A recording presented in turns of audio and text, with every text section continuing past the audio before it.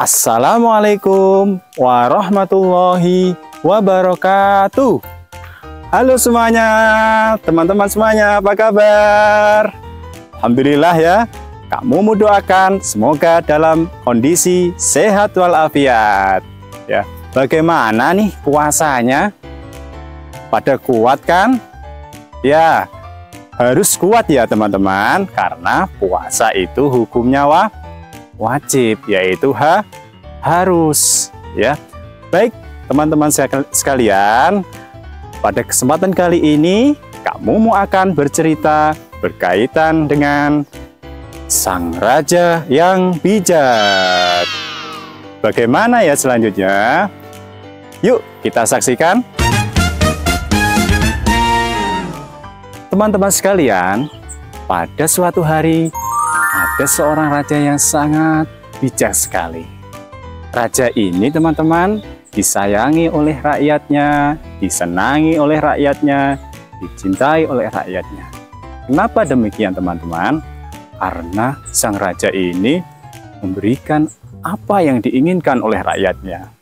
Jadi rakyatnya ada yang lagi kelaparan nih ya, maka sang raja memberikan makanan, diberikan kepada rakyatnya yang kelaparan tadi. Ada rakyatnya yang tidak memiliki kendaraan karena untuk bekerja, maka sang raja pun memberikan kendaraan untuk rakyatnya tersebut.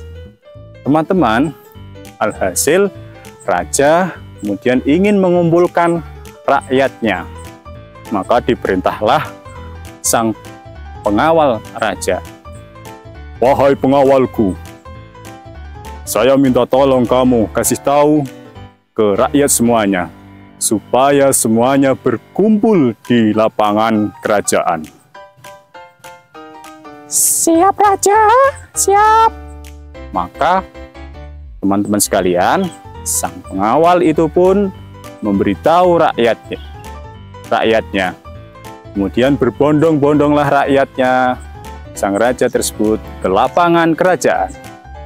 Ya, di situ sang raja memberikan pesan-pesan kepada rakyatnya.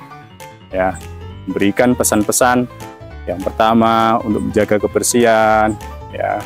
Yang kedua agar menjaga ketertiban di masyarakat. Dan yang terakhir, maka sang raja menyampaikan kepada para warganya, rakyatnya tersebut, maka wahai rakyatku, kalian di sini saya minta ada yang maju dua yang mewakili dari kalian. Maka majulah dua orang warga yang diminta oleh raja tersebut. Maka apa tugas dari dua warga tersebut? Ya, yang pertama dan yang kedua, ya, mereka diberi tugas yaitu, wahai dua rakyatku, kamu di sini saya suruh maju, ya. Saya perintahkan kepada kalian untuk membuat makanan yang enak-enak semua. Yang enak-enak, dan nanti silahkan ketika sudah selesai membuatnya, kamu taruh di kantong. Sembari sang raja memberikan kantong ke dua rakyat tersebut, maka sang dua rakyat tersebut mengucapkan, terima kasih sang raja. Terima kasih sang raja. Ya, jadi seperti itulah. Dua rakyat itu pun, ya, dua warga itu pun kembali ke rumahnya masing-masing untuk membuat makanan yang lezat. Ya. Rakyat yang pertama tadi, ya, atau orang yang pertama tadi itu berusaha untuk membuat yang enak-enak. Oh, jadi yang enak-enak apa ya? Jadi dia buat semua yang enak-enak menurutnya, ya, makanan yang enak-enak itu dibuat. Dan setelah selesai membuat, maka ditaruhlah di kantong yang sudah diberikan oleh raja tadi. yang kedua ini berbeda teman-teman. Bedanya gimana? Dia pikir, masa sih raja ngasih tahu kita untuk membuat makanan yang enak-enak. Raja mungkin bercanda nih ya. Wah, saya isi tidak makanan karena ini mungkin raja bercanda. Maka teman-teman semuanya, diisilah kantong yang diberikan raja tersebut dengan batu, dengan kayu, dengan apalagi ya, barang-barang bekas. Bayangkan teman-teman, itu yang diisi oleh orang yang kedua tadi ya. Maka teman-teman, setelah selesai, kedua orang tersebut pun menuju ke kerajaan lagi. Maka setelah sampai di kerajaan menghadap, ini raja, makanan saya. Orang yang pertama mengatakan demikian. Yang kedua pun, ini raja, apa yang raja tugaskan sudah ada di dalam kantong ini ya. Maka selanjutnya sang raja pun memberitahu ke pengawal supaya kedua orang tadi itu disuruh ke dua kamar yang berbeda ya. Maka sebelum masuk ke kamar, mereka diberitahu, "Woi, kamu masuk ke dalam kamar 1. Orang yang pertama tadi disuruh masuk ke kamar yang pertama. Sembari dikasih tahu, kamu akan saya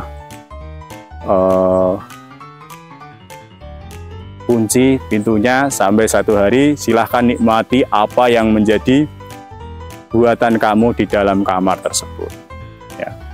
Orang yang kedua pun demikian.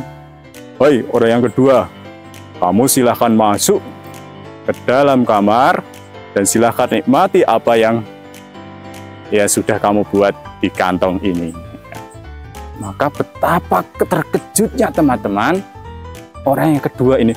"Waduh, gimana ini? Saya buat tidak makanan ya, ternyata yang saya buat malah, yang saya bawa malah batu, kayu, barang-barang bekas. Wah, bisa enggak makan ini seharian."